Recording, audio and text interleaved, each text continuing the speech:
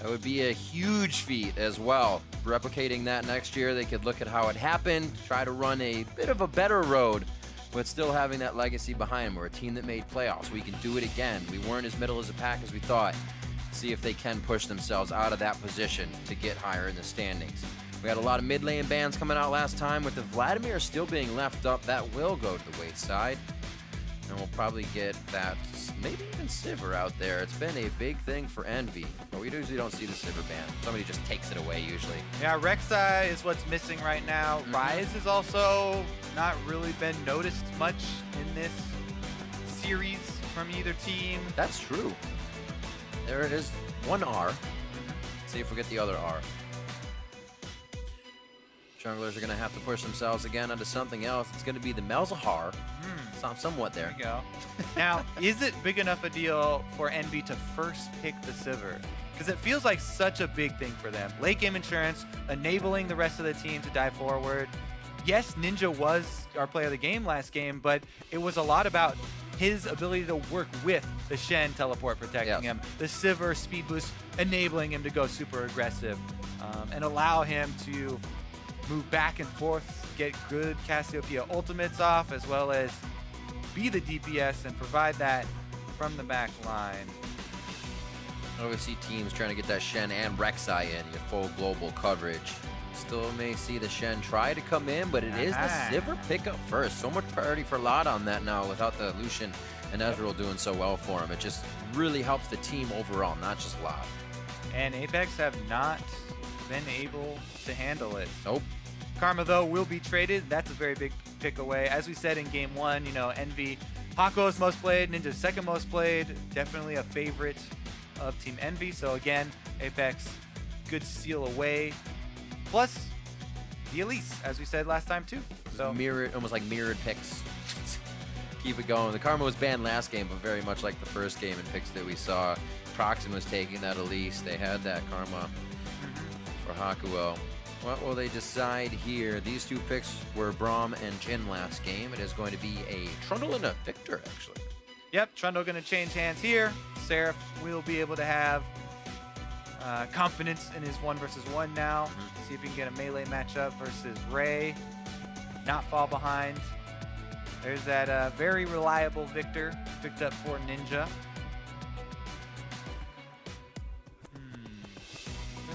Do I want the cast? Are they going to pick it up? Because, you know, they do have Karma supporting cast, but I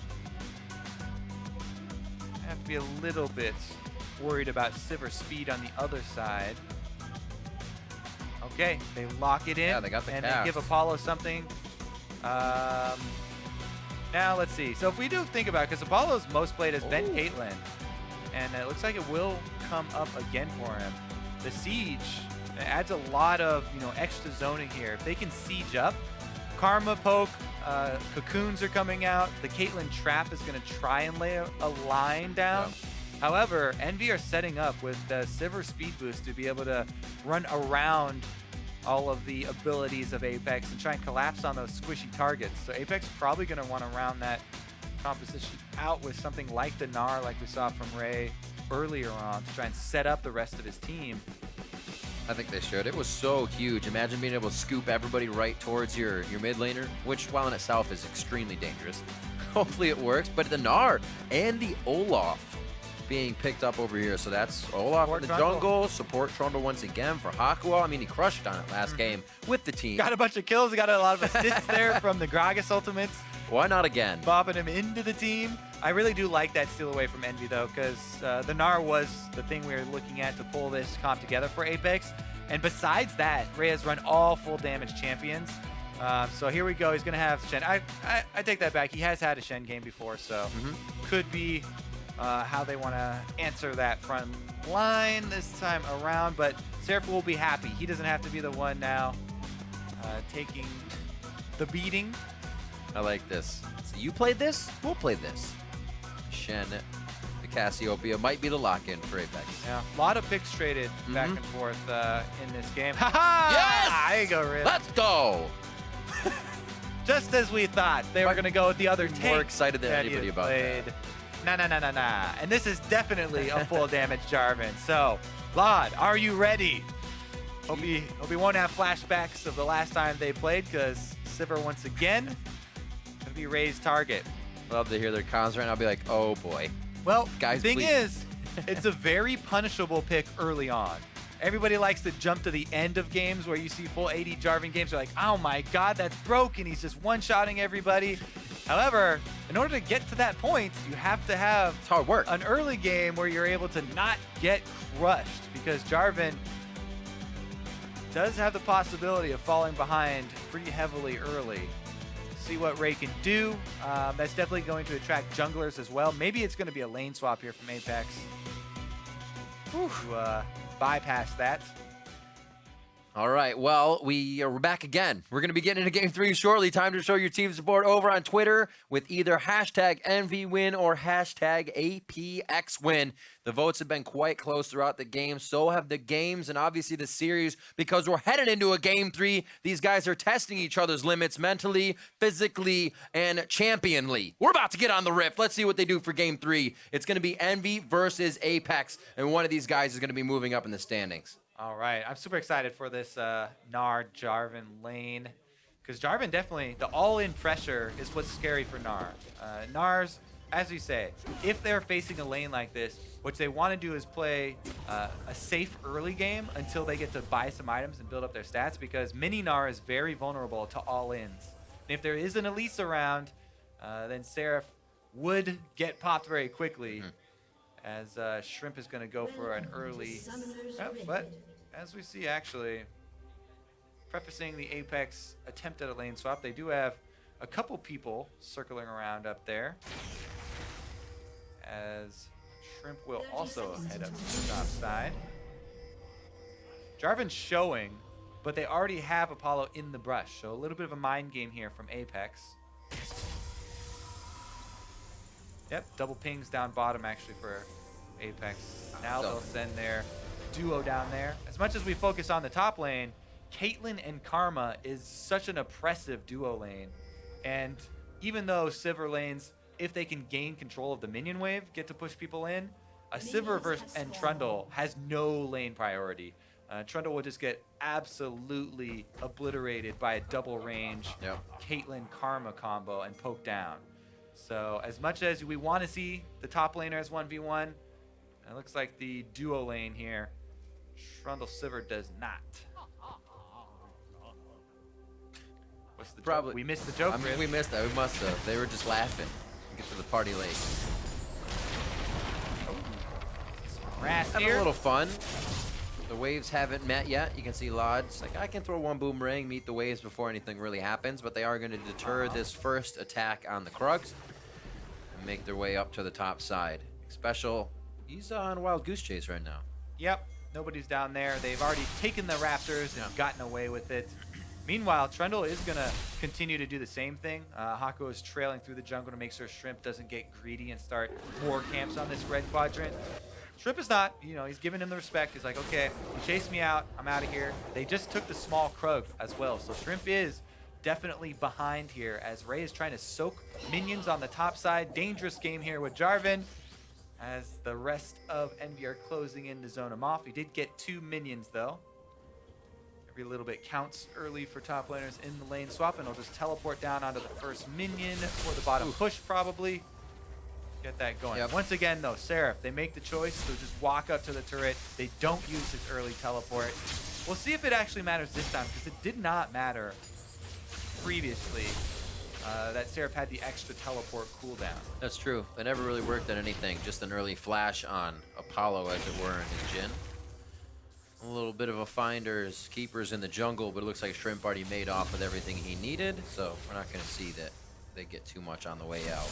It looks like Procxin gains. No, he does. He gets red. All right. That's actually very good. Finders, keepers indeed.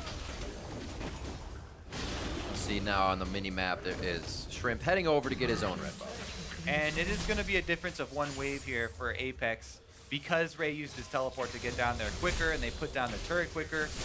Now we'll see if Apex, with this slight timing lead on the lane swap, are able to transfer that into a neutral objective. Shrimp right now taking away red at least, but man, Shrimp is so far behind. He definitely has a lot more camps to work with right now to pick up, but he has a lot of ground to make up. 2 levels. As he got chased out with just the small Krug initially, and then went back for the Raptors, and we saw Procxin there exchanging blows with him, chasing him out once again with the axes, but it cost a lot of Shrimp's time, not only health, but definitely gonna have to try and make that up. Now, one interesting fact is that when you are trying to make up experience in the jungle, you want to go for Raptor camps over and over because there's a flat amount of experience on every jungle monster that you kill if you're behind in levels. That helps you catch up. There are obviously the most number of jungle monsters in Raptor camp because there's 4.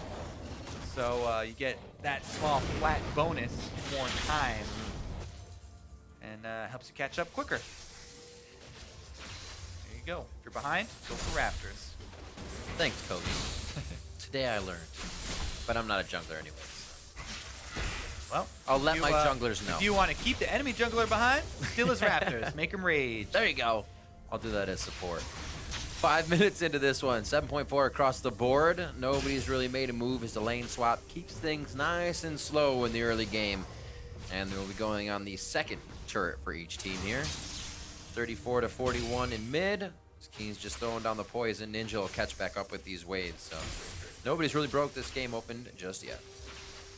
Yep, still a little bit of a lead here, but not much of a difference. As Olaf first to level 5, and Shrimp is fully catching up there. Yep.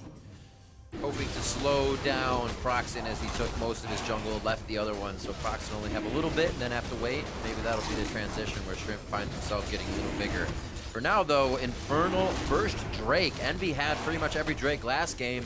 They'll carry that into this one, starting with the number 1. Yeah, Olaf adds so much damage, able to get low in lane swap situations. You have a pretty good idea of where the enemies are, so you can just hover on that low health, get extra attack speed. They move right off of that 10 seconds or so advantage in the turret trade.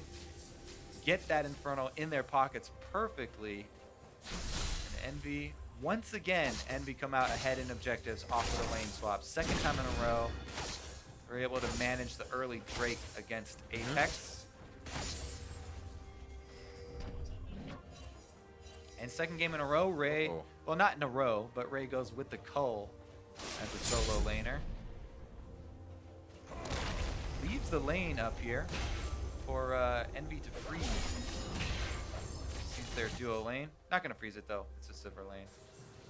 Push it out. Get the gold. Push another lane. Looks like mid lane may be the next thing if they can get some pressure onto Keane. Something looking at as we went for the first few levels, and it may come into play as there is a lack of hard CC on this Envy squad. So they may have a trouble locking down members of Apex. Yeah. Unless Seraph is able to get a good flash Gnar out. Right. But again, so much objective focus from Envy. They get not only the early Drake, but they're going to trade this Rift Herald possibly for the secondary turret. Because right now, Apex are going full steam ahead down bottom lane. And they're going to press up against the turret. We've seen this so many times, though, where the team pressing for the secondary turret only gets about half of it. It's very hard to finish off the secondary turret. They're going to make their best attempt at it, though. Try and DPS it down, put down Caitlyn traps. But yeah, it's only going to be about half of it, as Sivir should be able to clear out this wave. And Envy get Infernal Drake, plus they get the glimpse of the Void over on Seraph to set up the Gnar splitting against the Jarvan. And all the neutral objectives going in Envy's favor only cost them an extra 50% of turret health. It's got to feel good. Seraph almost level 6 in that top side. Feels pretty safe even without a forward vision being placed around that red side. And Gnar's out here. This might be his final wave as he wants to get it pushed to the turret. Feeling that flag and drag may be a bit of danger. Pushing in Apex on the bottom side. They put all over the red quadrant vision wards down to the bottom to make sure if Vlad is coming up with anybody else on the team. Yeah. Also does prep the teleport from Ray. If Ray shoves hard on the top side, then you'll know he's trying to get his level 6 and teleport in behind that duo. It would be a risky play from Apex, but possibilities are definitely there.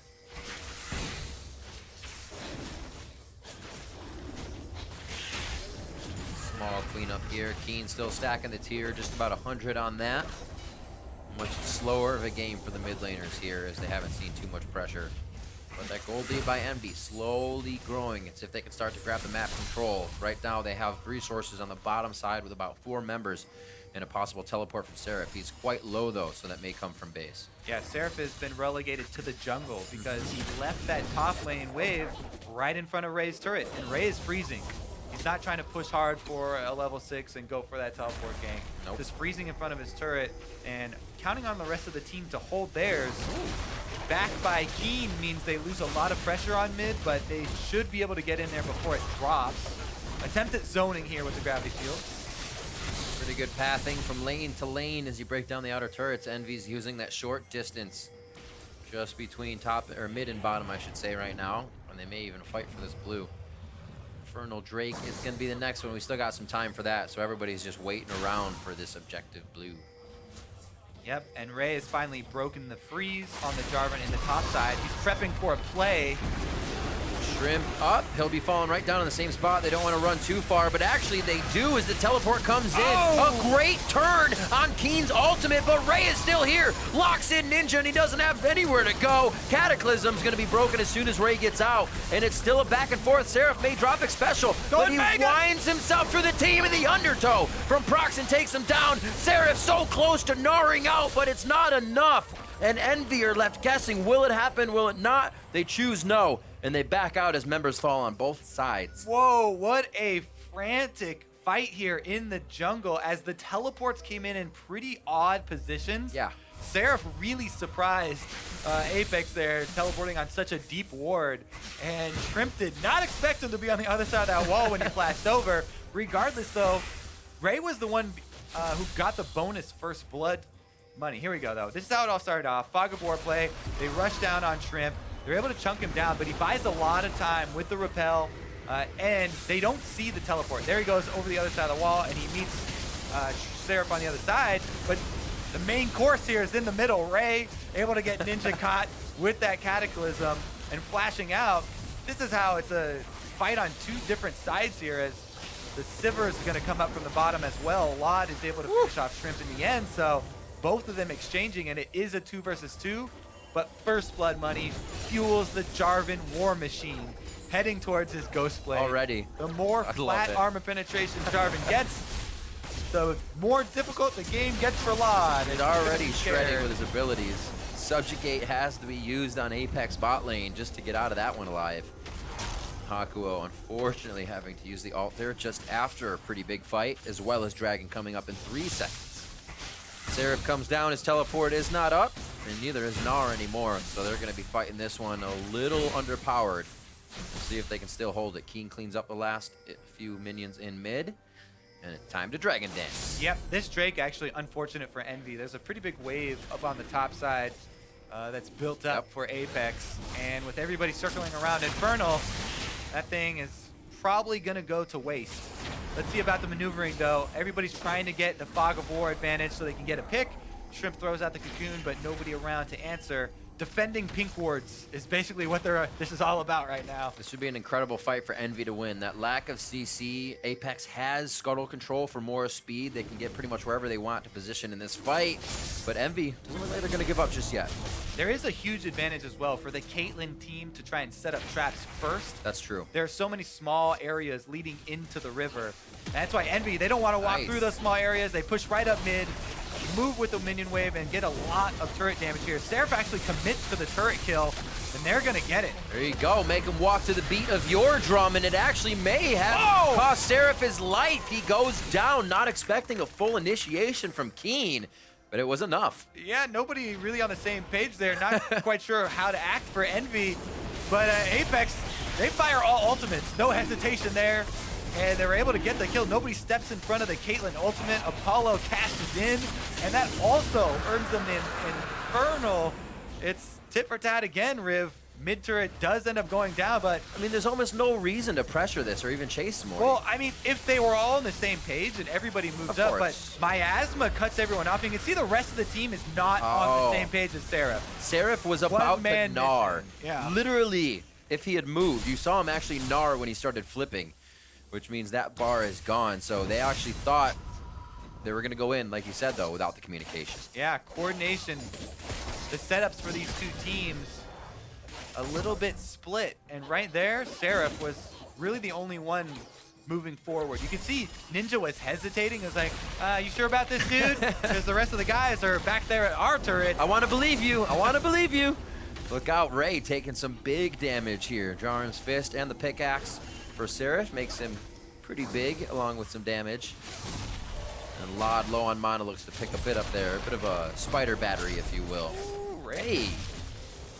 Chunked out. He's like, I need some assistance so I can clear these minions. Helping out with the cull, though. He's still got 47 left to go on the cull before that pays off.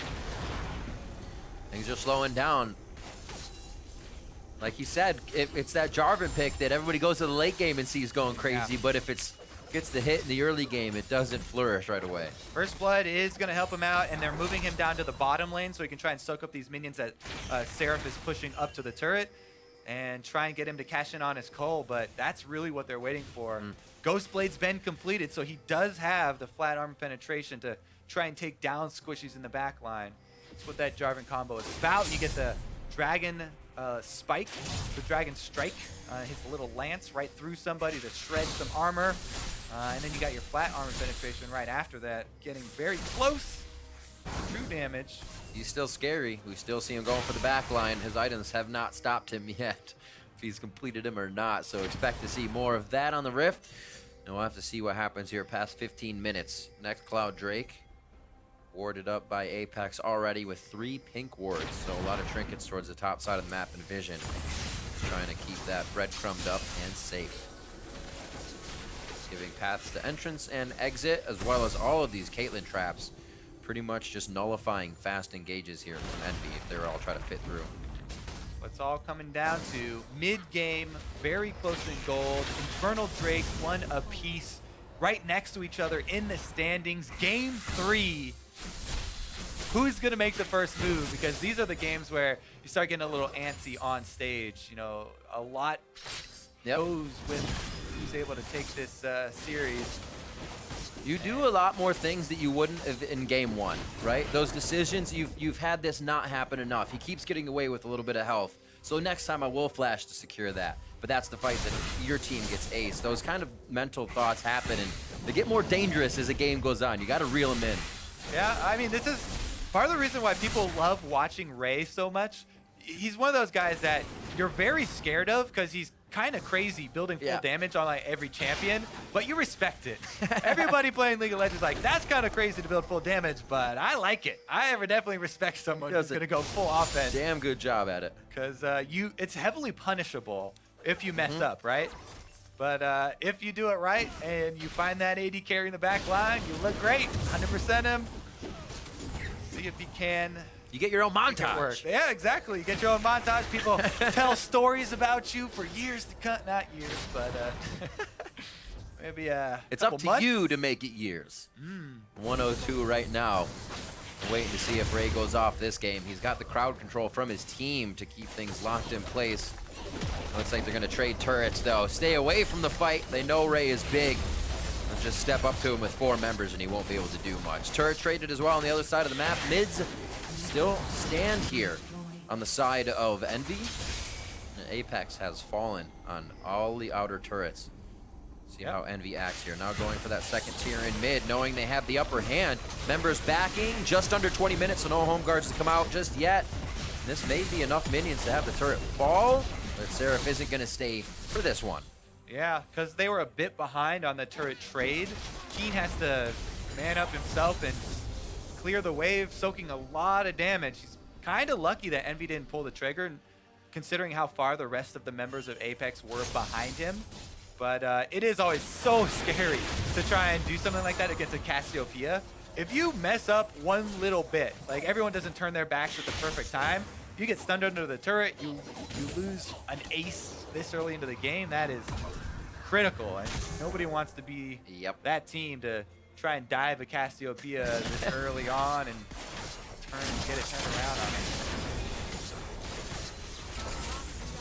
See what they can do here, approaching the turret. A very nice laser.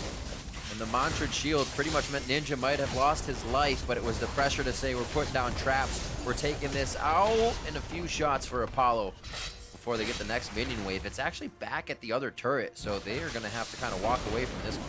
Yeah, we do get to see the power of the siege trap line from Caitlyn when there's 4 range members. Something extra Elise does bring as a jungler, very rare nowadays. Just Graves and Elise are really the premier ones. As far as range ones go, sieging up, adding that extra presence at the turret. Here we go though, some action mid over the pink wards. Keane in a tight spot. Nobody wants to fully commit here. They don't have enough. Seraph's not ready to teleport in, it seems. And they don't decide to go on Xpecial. They want to get that mid wave control. Then they'll have top wave control. This is that setting things up. And without pushing yourself too far, they get out of that one pretty safe and unscathed. Yeah, interesting to watch, you know, how well Apex can try and control the lane here. Working with the miasma and the trap lines to try and funnel EnVy into a spot where the skill shots are easier to land. Somebody gets caught up, then they can get bursted down very quickly. How long has it been since we've seen a fight? A few minutes here. There's definitely been some item completions. We haven't seen the power of everybody on the Rift just yet, so something could be quite explosive. That Tiamat has been in Ray's hands for quite a while, so he'll be able to explode somebody even more. Yeah, and they've been shifting Ray around to catch all the side waves. Yeah, all he was the side just things. bottom, shoved out bottom. Now there's a big one built top. They send him up there, even with a Drake on the field. They don't care that much about Cloud Drake. They'd rather get more money onto Ray. He popped his skull. He just picked up that huge wave that was in front of the turret, and now he's out pushing it again. Get match completed. They're going to try and pressure mid with a 4-man poke squad. The teleport could be just on that ward. You're seeing Hakuho Ninja stand by. Seraph in front of the turret. Can't do too much to deter Apollo and Xpecial, but clear the minion waves, really. Yeah, they're not respecting Seraph because he's in mini Gnar form with no rage built up. If Laud was already with the team, that little bit more respect would be given to them, but not the case here. Xpecial gets... There's the flash. Seems like they called to be safe on that one as well. Ray didn't even stop farming, didn't even look to teleport on that. Yep, He's flying down the lane right now. And that's been great. Do the yo-yo, Apex disengages, shows like they kind of want it, and they say, no, we don't. And Ray's had all this time to clear top, 159 to 112 now. He's going to be backing with 2,000 gold. Yep, we can see the difference in the priority here. Whereas Ray's getting shifted around to pick up sword. both side waves, EnVy are putting all that money into Laud. When the big wave gets pushed up, Laud heads up there, he goes to pick it. And that's going to be a lot of money off the field for EnVy if Ray gets a successful kill onto Laud. You know, if he 100% Laud, all these minions that EnVy are putting into him on the Sivir aren't going to mean anything. You never get to use your items if you're dead. But that's what we said. You know, there's a very small margin for error if you run these very high damage, low survivability compositions like Apex are doing right now. If you make it work, then you look great. You get your highlight reel, and you win the game. But if you fail in a spectacular fashion. Getting killed inside your own cataclysm is a rough thing. It hurts. You're trying to make a statement, and they just write off on it. Yeah. Nothing comes of it. This mid turret still stands, but probably not for long. Well, Ray is looking to snipe from the side here. If Seraph has to teleport in, it would be way too late. Ooh, very good ward there from Hakuho, and EnVy do see Ray lying in wait. That should allow them to back off. There's the engage! Flag and drag from Ray went out. They don't have much initiation here, and this is the chase down. Trying to see Seraph come over the wall now. Can't get Gnar. Yes, he does get onto Xpecial. That bar is going to go off very soon. Apex is in trouble right now as they're trying to run away from this skirmish.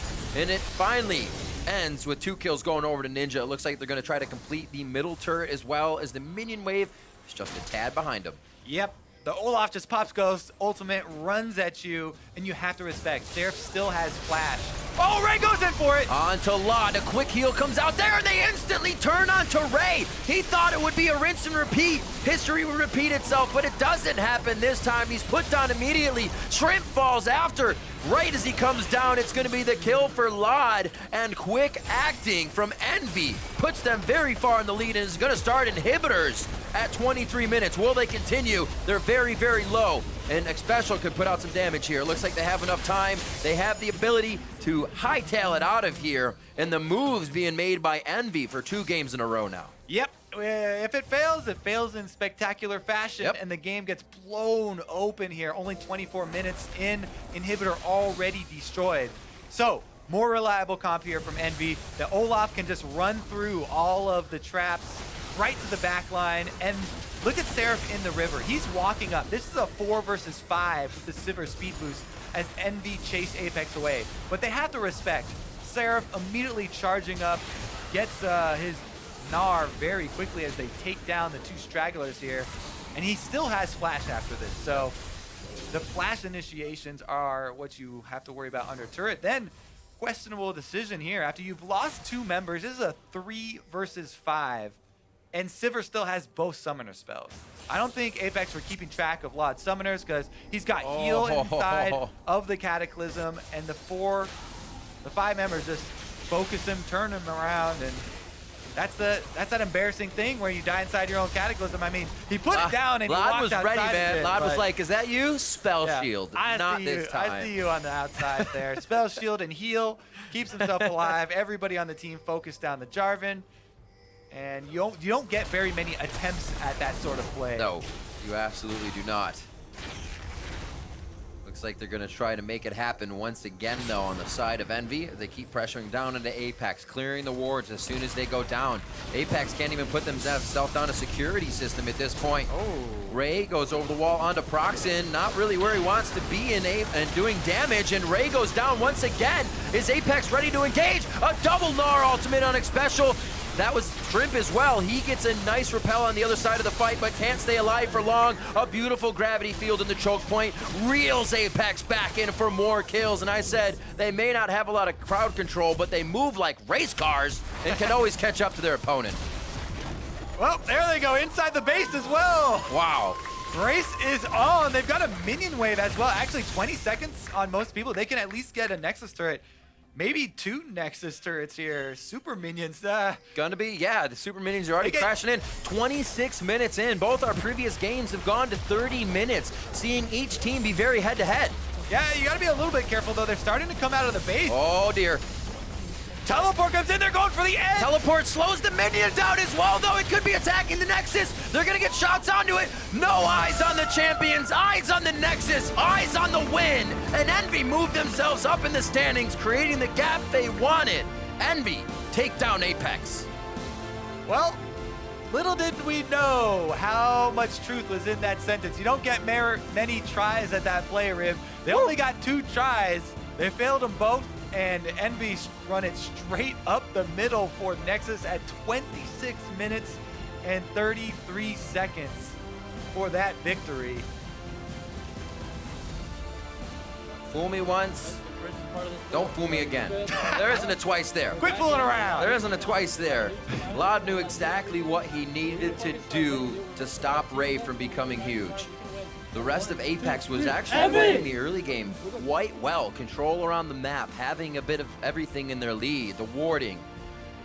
But it just seemed like Procxin on this Olaf this game as well, giving Shrimp trouble, making sure he couldn't help the lanes right off the bat with any cocoons.